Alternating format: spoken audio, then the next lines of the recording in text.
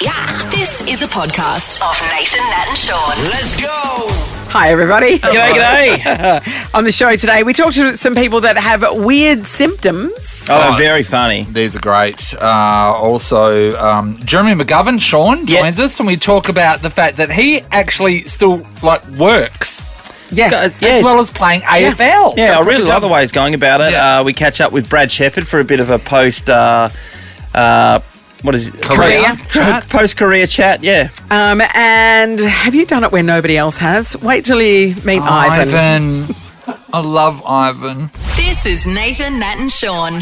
So this was back in March, a young British couple. They came to Australia for their dream holiday, went up to Cairns. Yeah, lovely. I thought it was just absolutely amazing, James and his girlfriend Savannah. He went for a swim. And while he was swimming, he felt a sting on his forearm. He dismissed it as nothing, but he grew concerned because after about 30 seconds, he said that he started getting tight chest pains. Yes. And was struggling to breathe. And then after that, he was in excruciating pain. His lower back was so bad that when he went to the lifeguards, I had to call an ambulance.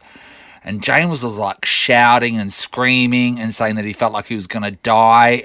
His partner, she was like, this is so traumatic to watch. Yeah. What had happened is he was stung by a 1 centimetre long, I'm going to try it, Irukandji jellyfish, right? So they fire their microscopic stingers into a victim where they can continue to release venom for hours. Yeah. 1 centimetre long. Yeah, they're very potent. Now, Irukandji? Irukandji. What is it? Irukandji. So the Irukandji. Australian women's surf team, Yeah. At the labelled by Olympics. Steph Gilmore, came up with that idea, and that's They the call name of their themselves the team, Irukandjis. Okay, so They're deadly, Irukandji, mate. right? So Irukandji. Do you know what the Irukandji syndrome is? One of the symptoms of Irukandji syndrome of being bitten by one of these jellyfish is having the feeling of impending doom. Well, that would suggest we've all been stung. Because if you don't have a feeling of impending doom in the world at the moment, there's something wrong. Oh, no, he was screaming, I'm going to die, I'm going to die. Like, it Impending heightens that. So that is literally one of the side effects. Side effects. Yeah. That's not a good place to be with. You've just been stung by a jellyfish. It's killing you all over. And then your mind's telling you, yes, you are going to die. Yeah, so the doctors had to keep him under close observation for 10 hours because he was just screaming, I'm going to die! I'm going to die, it's all over. That's a traumatic 10 hours. It's like you're on acid or something. Yeah, it is, I wonder if the isn't it? nurse that just books on for that shift. Oh, God, Oh, what's going no, on in God, there? You got yeah. 6 hours left. Just in case you don't know, he thinks he's going to die. That's a bad side effect. I've never heard of anyone being bitten by something and then the symptom being Impending doom. impending doom. Well, my cousin had a head injury after falling off his skateboard because he attached a motor to it that was too powerful. And when he took it for a test What could drive, go wrong, hey, Nat? he went flying in the air and banged his head. And he's fine, by the way, he's fine. But as he was healing, one of the symptoms was that he had, because the part of his brain that was affected, he had no inhibitions. So he would just, they reckon flop it out family everywhere. Christmas. No, he would just talk about really filthy stuff. I Because love to him it was nothing. He was just Yeah. like having a conversation, and he was just, and they reckon the family Christmas that year was eye-opening. As he was just sort of letting it all out on the table. Everybody's like, can you pass the peas, please? Well, looking back at all love to of hear that. our family Christmases, I think we were all recovering from brain injuries because that just sounds normal at our place. Georgia, hello. Hey, how are you guys? Hi, Georgia. Hi, Georgia. Georgia. Okay, we're looking for unusual symptoms. What have you got for us? Okay, so mine's a little bit interesting. Okay. So shortly after private time with me and my ex-partner, Yes. Yes. I get up and I start heading towards the sink and my legs just stop working. And so I've fallen completely on the ground with one hand on the sink, just losing it laughing. I've got tears running down my face. My partner's got tears running down his face, and we just have no idea what was going on. Can We're I tell fully you, collapsed. He's claiming Georgia? the credit Can for I that. tell you, Georgia? Your partner has told every one of his mates. 100%. Oh, you have no idea. It came up, I think, every single time we saw his mate. Of course it did. It still comes up. Georgia, was this a one-off thing, or was this happening Every time. a lot? No, every time, just one off. But there was one time where I kind of like seized. a little bit. Yeah. Oh, Sean, right, when the night that they're going to have a romantic night together, there's now a wheelchair part next to the bed. I mean, you said he's your ex now. Was this the reason you broke up? I just couldn't physically take it anymore. Why? Because she enjoys walking. Yeah, I mean, walking is handy, I think, in everyday life. But yeah. Make up for missed holidays with whatif.com this Easter. Ocean view apartment for us, water park for the kids. Plus, select hotels are fully refundable. Booking cancellation windows apply. What if it's Aussie for travel? Check government advisories before booking and travelling. So we've learnt something today that one of the symptoms of Irukandji syndrome, that's of course when you've been stung by the jellyfish, is a sense of impending doom. That went for 10 hours for this guy. Not a lot of fun for him. So we are talking about weird symptoms. Hi, Jess. Hi. Hi. All right. Hi, What do you Jess. got for us? So I have fibromyalgia, Yes. and part of that, you might have heard of something called fibrofog. No. No, it's kind of like baby brain. Yeah. But there's a really big fancy word for it, something myoencephalomyelitis or something. Yeah. Yes. I can't remember it. But part of the symptoms is that I forget words. And you can't remember the word for this symptom. I know. Okay, that's okay. Yes. I think you've got it. I feel like I've got it. So what sort of, give us an example. A few months ago, I was trying to offer my children watermelon, Yes. and I couldn't remember the word watermelon. Wow. Yeah, right. Got to go with the song straight away. Did you just have to, describe what you meant? Describe it. I Yes. said, it's green on the outside and pink on the middle. Oh, this is a And I great like game. watermelon. This is like who the AFL's this. We should get you on a week to ask questions. It must be so frustrating, Jess. Wow. It is. It is very frustrating, and I forget a lot of things. Yes. It's a lot like baby brain. Yeah. But they've actually proven it now that something goes wrong in the synapses in my brain and they misfire. And so I forget what I'm talking about halfway through talking about it. Jess, So I'll be in the middle of a conversation and I'll be just like, You'll just what? zone out. what was I saying? Jess, is this just a gone. genetic thing? Or, because I don't know nothing about, when you said that long word, I didn't know what you were talking about. Fibromyalgia, yeah. Fibromyalgia. Yes, there does seem to be a genetic component, but it doesn't necessarily have to be genetic. Yeah. It can be, it's pretty often a tag-along disease. Yeah. Yep. So it accompanies some sort of other condition. Like I have terrible arthritis. Yeah. Right. Yeah, So it's an you get a lot of autoimmune- muscle pain with fibromyalgia. Yeah. Yeah, and a lot of muscle pain, a lot of muscle fatigue. Yes. There's like 30 really weird symptoms. Yeah. But you this can't remember one the is words the for them. weirdest. So that is so... Because you'd never be able to... That could hit you at any time. Yes. When you're trying to explain Wow. something fairly simple and the word for watermelon. That's crazy, Yeah. Jess. Thank you so much. Thanks for Let's talking to us. Jess. go to Alana in Harrisdale. Hi, Alana. Hi. Hi, Alana. We're talking about weird symptoms. Yeah, so this is not a symptom that happened to me, but I work in early childhood. Yeah. And a few years ago, I was looking after a baby, and we were feeding her puree at lunchtime. Yep. And about 10 minutes later, her nose, her fingertips, and her toes went an orange colour. Yeah. And we were a bit confused. And then when we spoke to her mum, because the puree was carrot and sweet potato, and when we spoke to the mum, they said, yeah, we forgot to tell you that it was a symptom of eating carrot. She would go orange. She in her nose, her immediately fingertips. starts to turn orange. Immediately. Within about 10 minutes. That's unbelievable. And Because they say, if you eat too many, eat too many carrots. But you would have to eat a lot of carrots for that to happen to you normally. Yeah. Carrot turns orange 10 minutes after. It's like a chameleon. Yeah, it was really bizarre. We were like, oh, what is happening? But yeah, the parents were like, oh, yeah, the doctors know about it, and just like a. So very what was it again? tolerant So her fingertips and toes, did you say? her fingertips, her toes, and the end of her nose would go, and it was And the quite end of her orange. nose like a snowman. Yeah.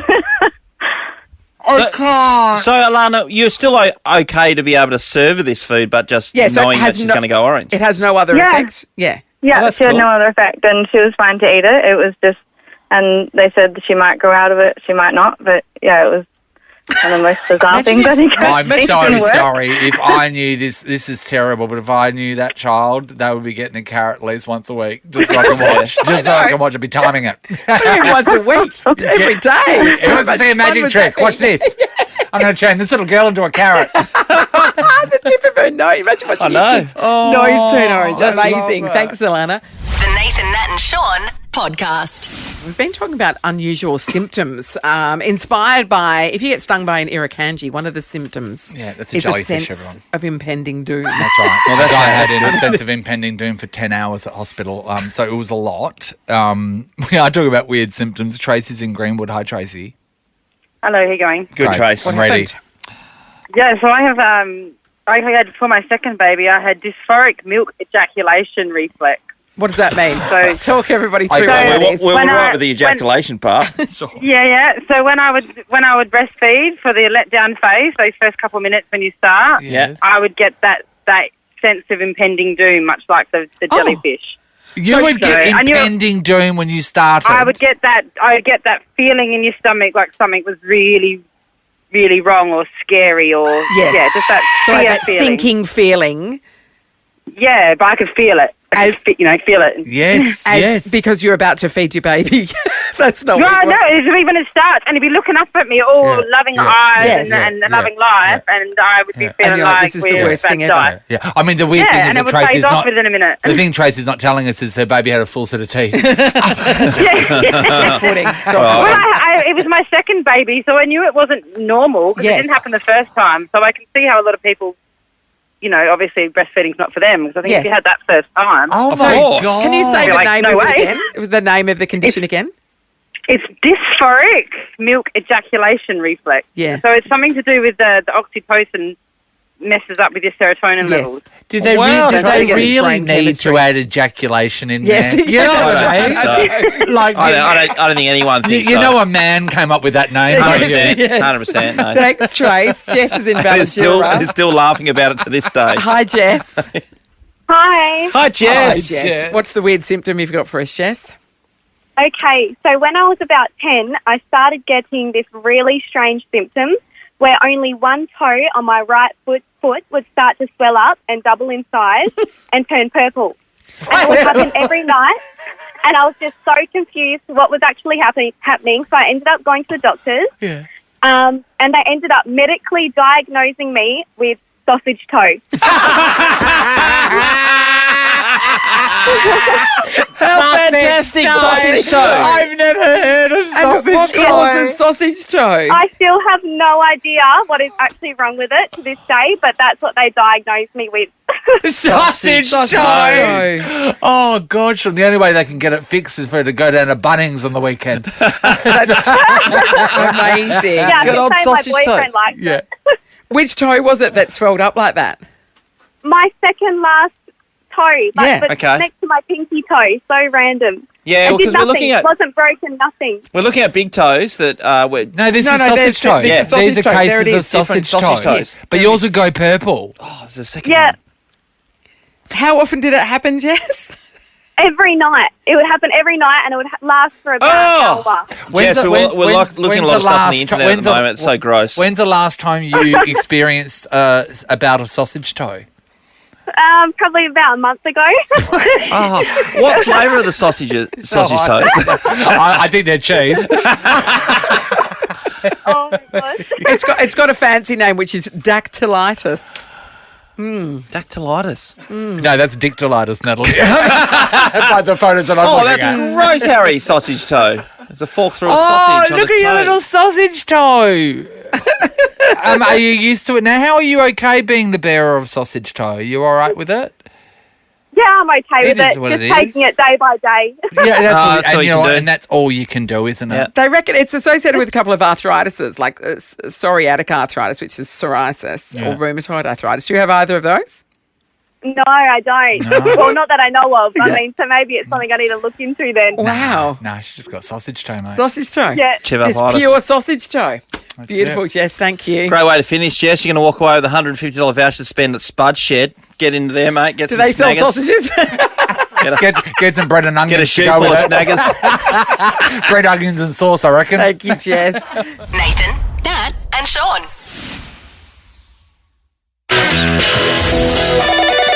Who the AFL brings it back is that? What a superstar he is. All right, so we have an ex-AFL player on the line answering your question. Yep. We can't seem to figure out who he is, but there's $1,000 to be won. Have had 10 people attempt to get this. Yep. 10 people. We're up to our 11th. All right, let's see if Josh can break this down for us. Josh, good morning. Morning, guys. How are we? Great, Josh. All you need to do is ask a question that requires a yes or no answer, or you can have a guess. Go for it, mate. We're going to have a guess. Oh, Yeah. Oh, okay. Brad Sheppard. Yes. It is Brad Sheppard. Thank you. There we go. Josh, Straight you have away. scored $1,000 from Tab Touch. Well done. Thank you very much. Hey, Oh, well Josh, done, Josh. how long have you known it was Brad Sheppard for? Pretty much from the start, big West Coast fan. Yeah, okay. I felt like I really wanted this to go a bit longer. But Well, you know done, Josh. what? We thought we'd be tricky, Josh, because everyone else who's spoken to retired a fair while ago, and he retired He's freshly retired. nearly seconds ago. Yeah. Right, well, you enjoy your $1,000, Josh. Well done. Thank you very much, guys. No worries. Well done. All right. And And Brad, as for you, mate, obviously you retired in our time off. What's going on in your life these days? Well, I was actually preparing to do the Port to Pub this weekend, which got cancelled last Friday, Sean. So I was looking forward to coming up against you and the ex-Fremantle Dockers players. But, apart from that, just trying to pick up a little bit of work here and there, but sort of enjoying a bit of downtime as well, because normally this time of year you sort of just come off the pre-season and getting ready to play some footy. So Must be a weird feeling for you, Shep, actually, Yeah. with the season, starting right now, and you're like, oh, I'm not involved. Yes. Watching the game last night Yeah. definitely made it real that I wouldn't be playing this year. So I haven't missed waking up every day with a sore body, but Yeah.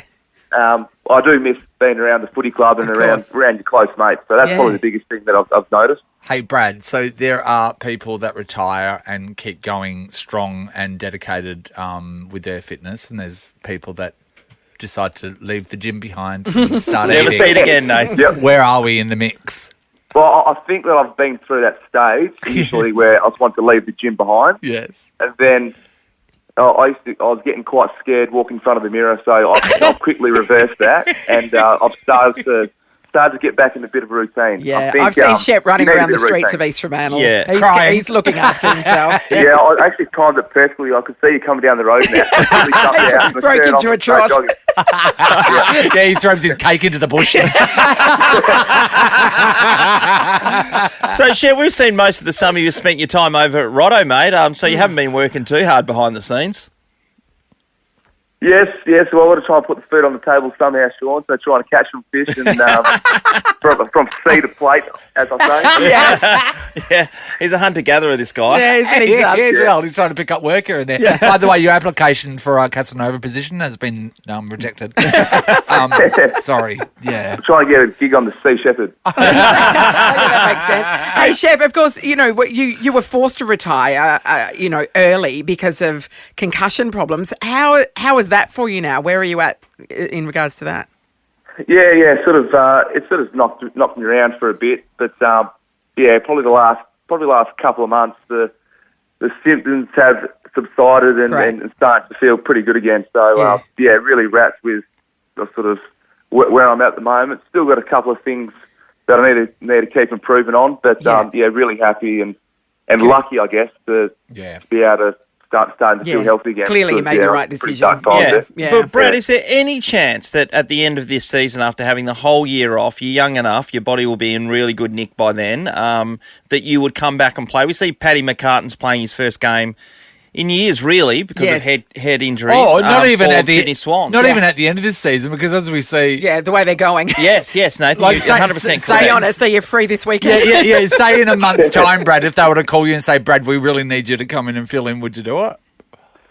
It's a bit more than that, unfortunately. I think the findings of what I did find out with what's going on in my head. Yeah, you can't take the risk. It runs a bit deeper than just the normal concussion. But what if they put a rule up saying hands off Brad? Yeah. Leave his head Oh alone. yeah, well if you play me play me out of the goal square with no contact, and wrap you in bubble wrap. One thing I do miss playing out of the goal square. I would have loved to be able to kick a couple of goals and celebrate. Yeah. Brad, did they do? Did they have a lot to compare it with? Like when they did they tested your brain capacity and all the rest of the stuff. Did they have a comparison like in early days to be able to go? This is Sean talking about brain capacity. Because sometimes they might have gone, don't know if there was a lot there to begin with, that's what I'm saying. Yeah, so my brain, it's 93.35% use of capacity, so it's, no, I'm only making up random numbers.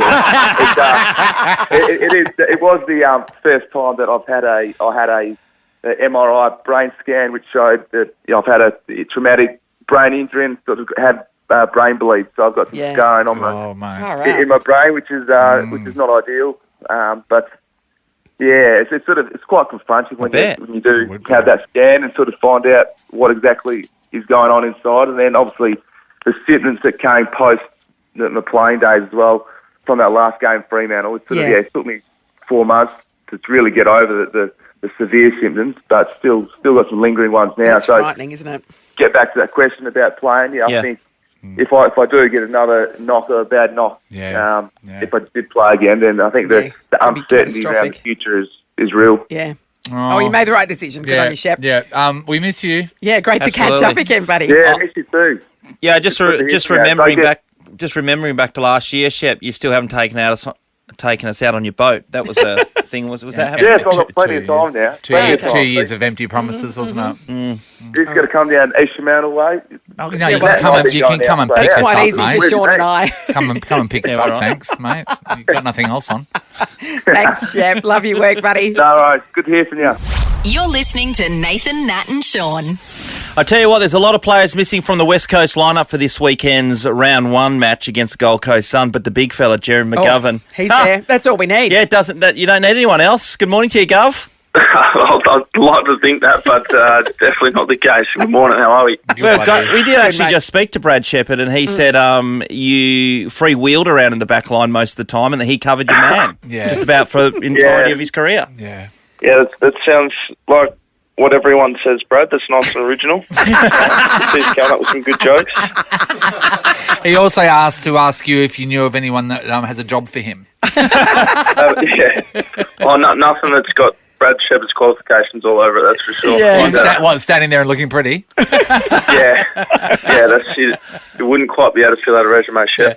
Brad, to me, looks like he could be the flight centre captain. Yeah. Oh, yeah, 100%. Yeah, he's got that look. Well, you can see that on the back page. Is it the tipping thing? Yeah. Yeah, he's got that. Hey, Governor, you've got a business, haven't you? Yes. Yep. Plumbing and electrical, yep. Yeah. Okay, so you can't see Brad putting on the boots and possibly getting out there and digging some trenches for some cable? Look, put it this way, I wouldn't trust him even with a shovel. Just you've really turned on him. Yeah. Back when you were teammates, it was like, we've got one another, promise for life. And now you're like, whatever, cut him loose. Yeah, no, I'd have Shep any day of the week at the plumbing company for sure. Hey, Gov, how many people hit you up for plumbing favours? I get a few. There's a fair few. It's always the way. You always do favours for everyone. Yeah. And just something always happens. It's just a thing. Yeah. I had no worries. I'll just quickly do this some pictures for you, and then it ends up being bigger than Ben Hur. So and because I try to steer away from him a little bit, but no, I'm always happy to help out. Because is it the rule that if you're doing someone a favour and then suddenly the job becomes bigger, you feel like you've got to not charge them because it's still under the banner of a favour? Yeah. That's the realm you get to. You go, I'll just do the favour, no worries, and then next thing you know, I'm going broke and the company's going under. Yeah, that's the thing, Gov. Yeah. It's just the balance. Yeah, it's always hard, but we try to look after everyone as much as we can. I love that. When did you do your apprenticeship, Gov? So I was actually apprentice electrician. Oh, okay. And then I had to finish up as soon as I got picked up. They're not allowed to, or you are now, but weren't allowed to do your apprenticeship at the time. But my best mate is technically the plumber. Yeah. And then I sort of run all the business and other stuff, other side of things, business side of things and networking side of things while he can just plump. It is so rare because, I mean, back in the day, Sean, people used to have jobs for the they players, did, yeah. and now you never come across it. Yeah, so what's happened at the moment, the AFL have tipped a lot of money into education now, so they're getting back to that point. To help the transition. But in my period, there was too much grey area. Yeah. Someone like me did absolutely zero. Hey, Gov, would you go back, once your playing career's over, do you reckon you'll go back and finish your apprenticeship? Look, I'll probably not now. Yeah. No, we've established this enough now that I'd probably just do some more stuff on the business side of things and some courses like that, which I'm still doing, but probably not. Yeah, I'm not too keen on digging holes for my life. So. Fair enough. Not when you need someone else to do it. Exactly. Yeah. Well, he's going to employ Brad Sheppard. Yeah, that's right. Yeah, that's what we got Shep for. Now, Gov, this is a big game this week. As we said, there's a number of players out, and we don't want to keep harping on that because you have got some talented players in, like yourself, and plenty of key Name players. one other. No. Well, Gaffy's out there. We know that. Yeah. So, you're obviously expecting to put on a bloody good performance this weekend. Yeah, definitely. Obviously, the circumstances aren't ideal for us leading into round one. That's for sure. But I think the boys that we're going to put out in the park are still going to be extremely competitive. And that's the thing. Everyone talks about motivation. You want to keep playing. Of course we do. We want to win, and we feel like we can. And that's what you have lists for. As much as it is such a negative thing, and you like I said, you do want everyone out there. But this is what you got lists for, and these young boys have been itching for opportunity, and they're going to get it now. So it's exciting, and we'll be ready to go for sure. It's kind of like a rebuild phase without it actually being a rebuild phase, isn't it? Yeah, everyone talks about rebuild, and those sort of words get thrown around. And I don't think that we haven't spoken about a rebuild internally, but it's more just opportunity. It feels like that because you do have the younger players coming through a little bit, but which is not a bad thing. No, it's not. It's actually exciting. I actually think it's extremely exciting for our fans to see our young boys, and two for myself and the older boys to actually start playing with these young fellas as well. Yeah, no, I agree with it. And the fact that you picked up a couple of East Fremantle guys will only make your team happy stronger. About that, yeah? I mean, we just look at the past when West Coast won the premierships in 92 and 94. Heaps of East Fremantle guys. That's the secret, you reckon? Nah, it's always been. Oh, there you go. Well, we might have to get a couple more, Sean, if that's the case. Yeah. Freo got a few of them? See, that's the thing. Over the journey, they never got enough. And Brisbane went and took a few. Simon Black, went over and won a Brownlow. I could go on. Shane Woden went over to Melbourne, won a Brownlow. There you go. Ben Cousins left and won a Brownlow at West Coast. Just Sean McManus. Sean McManus. Sean McManus was also there. Yeah. Hey, Gov, before we let go, can we just get you around to Sean's house and look at his pipes? I'll do him a favour. Well, good luck, Gov. We wish you all the best this week. I hope you take 1,000 marks in the back line and do particularly well. And you can let those younger guys run around there and have an awesome day on a debut weekend. Yeah, thanks, guys. I appreciate it. You're listening to Nathan, Nat and Sean. So NASA has spent a month preparing for an asteroid impact. Don't worry, there's not one coming. No. They've just been working doing out a what to fire do drill. in case one comes. Yes. Fantastic. Looking forward to that. We know, that. don't we? Bruce Willis goes up in a plane. There's something about a drill, no? I don't think that's going to work, so they just said hide under a desk. So with Bruce Willis or without him? So they spent about $100 million to work out that was the great. So you might want to look at the quality of your desk, is what we're saying. Okay. Their human research program is also working to mitigate 5 hazards of human space flight because, as you know, more private space flights are going into space, which is going to sort of change the rules because NASA has had the control over astronauts and stuff, and now private citizens are going up there. Well, just billionaires, so it's fine. Yeah. So one thing that they've had to do is a bit of research into to boldly go where no one has gone before. Sex in space. Sex in space. Sex in space. No one's done it. So their research would be people going into a simulated space environment and getting it on. No, getting up there and doing it. They're not simulated. Yeah. No, but they have to do research before they go up there, so they're going to have to chuck a couple of people No, the research is doing it up there. So because... Just making sure your head doesn't explode. Because simulated, Sean, that would just be doing it. No, but before you go to space in any capacity, they're going to simulate something on the ground. Because we've all seen Bruce Willis's movie. Remember they start off in the pool? Yeah, I know, but they've already done that bit. They've done that, but then they need They're to not get just up there. sending two horny people up there. They just need to send up two hot astronauts and just put on some sexy music and a bottle of Prosecco and let them get it on. Yeah. The gravitation thing would be interesting. Well, yeah, that's right. That's going to be the tricky part, isn't it? Yeah. But isn't it amazing, It's going to float around in space and bang into one another. Well, I mean, that's all you need, really, afterwards. You'd have to wear protection, though, because that could get messy. Yes. It could get messy, though.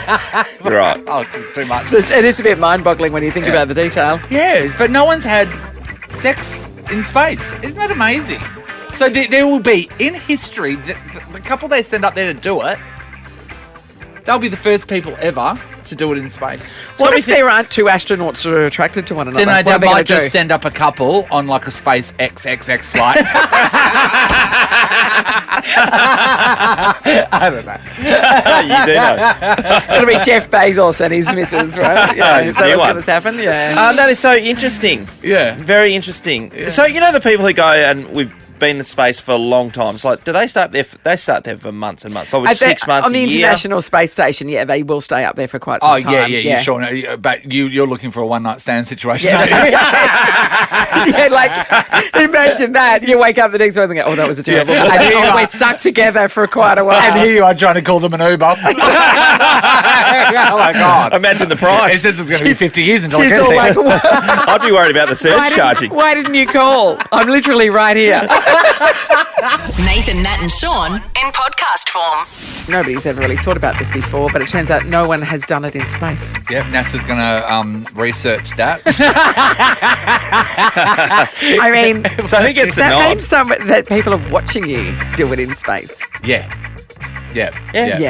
It's fine with that. Yeah, they've got to experiment with this situation.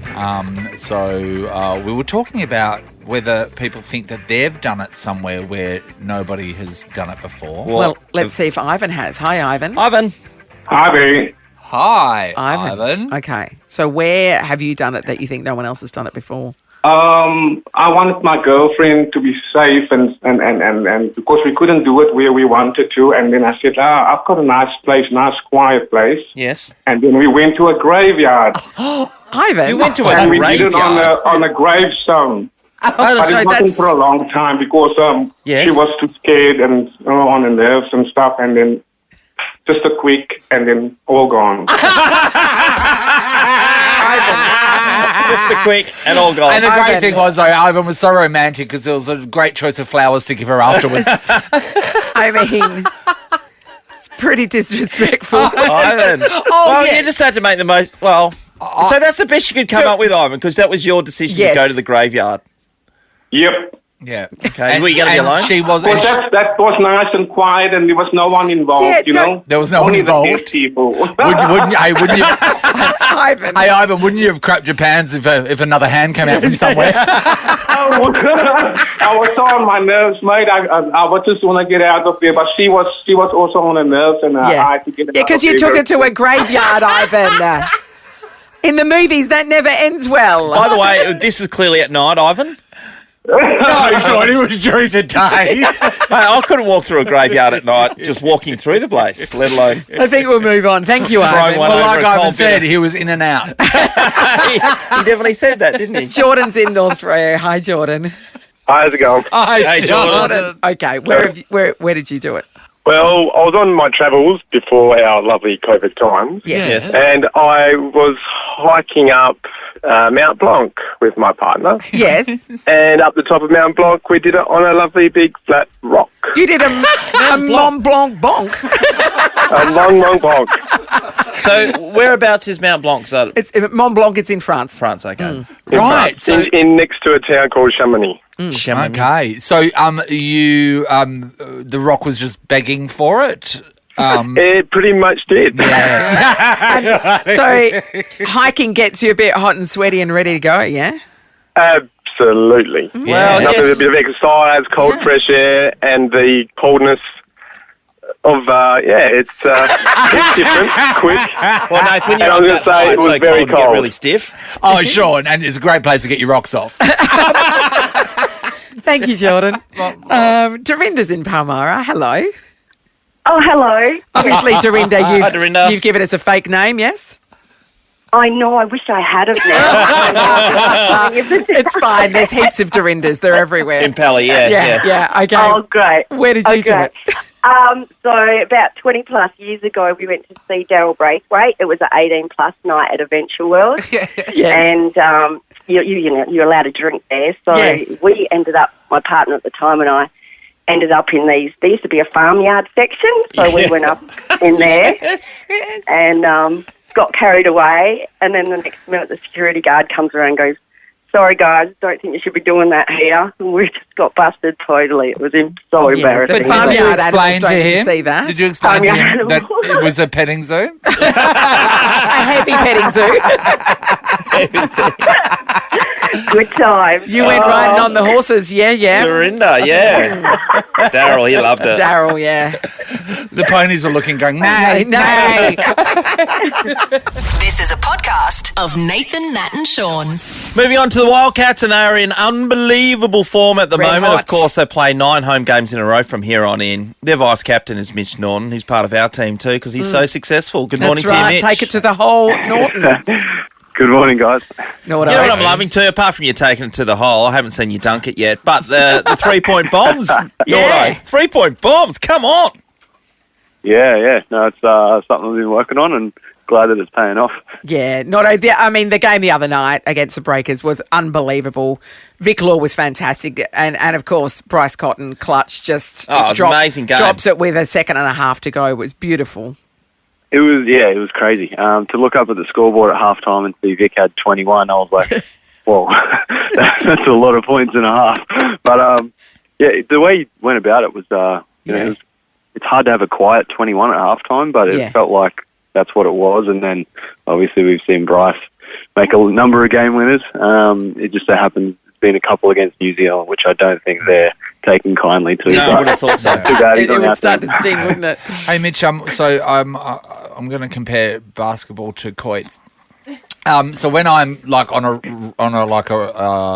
sort of good thing, and you know, Sean, you've seen me. You've got a black belt in quoits. I get quoit after quoit after quoit after quoit, and some days it just works. Yes. And is that what it's like when you do? You're like in the zone. Get heaps of 3-pointers. Is it like you just can't miss? Is it the same? Yeah, I guess. I mean, it hasn't really happened a whole lot to me, but I guess maybe we should ask Bryce that question. No, you've been dropping them in. No. Nathan's got a point here. But there are some days, and we saw it with Todd Blanchfield, where one game he was like nailing them from everywhere, and the next it was like he struggled to hit them. He plays quoits too. Yeah, yes, and it is like a confidence game, isn't it? Yeah, it is. And I think I think you just got to get confidence from the work you've done, throughout the week, and because by the time the ball goes up, there's not much you can do really, other than just shoot your shots and trust your technique. And that's it. Sean. That's it. That's right. That's technique. You know what it is? It's like when your muscle memory really remembers. Always don't sweat the technique. Run DMC. They've said it for years.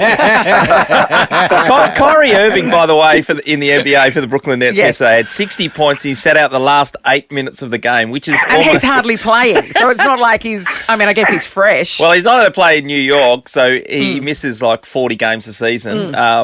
Funnily enough, he's allowed to sit in the crowd. How ridiculous is that? Anyway, 60 points, Mitch. So what I'm saying is I know you're in great form and everything, but come on. Yeah, I guess I do need to pull my finger out a bit then, because he is an Aussie, so I guess I'll have to try my best. Where did you put your finger in? I don't know. I was listening to the stories before and it was getting me worked up. How was Ivan at the graveyard, by the way? That's incredible. That is incredible. It is incredible, isn't it? I was on your Insta, right? Because I do think you need to get on there a little bit more than you have been. And so you put heading home, which is great. This is a couple of days ago, 2 days ago. And then someone posted on there, Wombat returning to the burrow. Do people call you Wombat? What is that? Yeah. So I guess it's a nickname that I've kind of just got. around the basketball community. Wombat? What's the hair on your face? Yeah, wombat. Because I like to get down low and just burrow my way to the basket. Interesting. I like it. Because I had a uni friend whose nickname was Wombat. And it wasn't because of that. Everybody, he got it because he eats roots and leaves. Eats roots and leaves. So he doesn't stay around and give you a cuddle afterwards. Correct. I love that nickname. That's where it came from. That is brilliant. Wombat. I never knew you were called Wombat. Yeah. It's, do you like it? One of a few nicknames. Oh, I mean, it doesn't really bother me. No, Wombat. I mean, Nordo's fine as well. Yeah. But, I mean, it's not. Look, it's not the fittest looking of the Australian fauna, is it? No. I would have thought It's not what you'd call majestic. It's not, is it, or Natalie? lightning fast either. It's not, is it? 100%. That's a beauty. But effective. Effective. Hey, Mitch, with this game being back at home, you've got a number of games back at home. Do you think it'll take you a bit of time to settle in? I know that sounds a bit weird because it's a home game, but you haven't played at home for so long. You're used to playing away. Yeah, I think so. We can't really rely on the massive crowd at RAC now because of the restrictions and everything like that. So, although it's going to be fantastic to see our fans and everything like that, we're kind of treating it as, another game. So it's going to be fantastic to have people there cheering for us. But it's something we can't bank on, and just because we're playing at home doesn't mean we're going to roll up and get a win. So, we still need to give the crowd something to cheer about and play the right way, and I think if we do that, the crowd will get into it and still be extremely loud. It'd be pretty embarrassing to have 9 home games straight and lose them all, just saying. Oh, Jesus Christ. I know, that was right in there, wasn't it? So don't do that. Try and avoid that if you can, okay? Okay. Yep. Leave Wombat alone. Yeah, exactly. Put that finger back in and enjoy the rest of the day, Mitch. We'll see you, buddy. See you, Wombat.